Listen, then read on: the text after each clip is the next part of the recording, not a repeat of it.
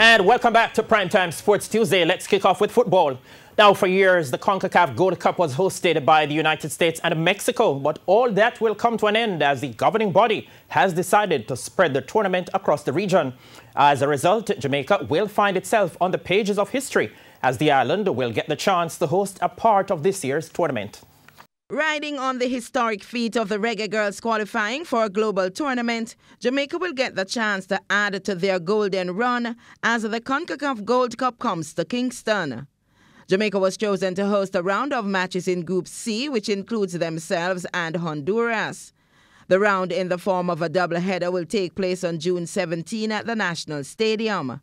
This will mark the first time in the tournament's history that matches are played in the Caribbean. Jamaica was the obvious choice for many reasons. Historical, the football that is passionate here. So, we're very pleased with the selection, and I know that the stadium will be full on June the 17th. The expansion of the tournament to include first-time hosts in the Central American and Caribbean territories comes as CONCACAF works to increase access to the game and develop football while ensuring fans experience the highest quality of football in the region.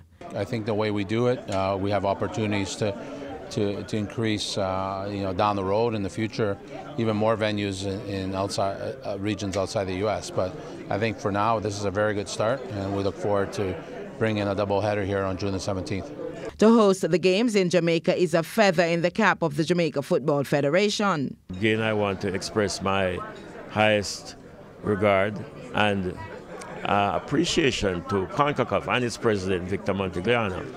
I want to recognize the work of Horace Reed and Howard McIntosh, who have given so much support to Jamaica's football. Indeed, we are very appreciative, we are delighted, and we just look forward to what will unfold after June 17th.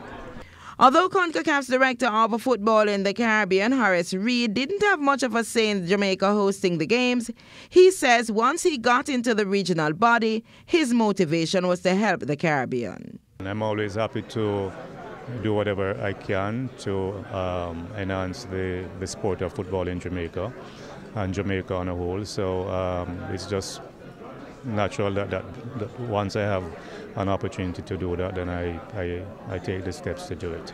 The games in Jamaica will come at no cost to the JFF, as CONCACAF will foot all finances of the tournament. Karen Madden, TVJ Sports.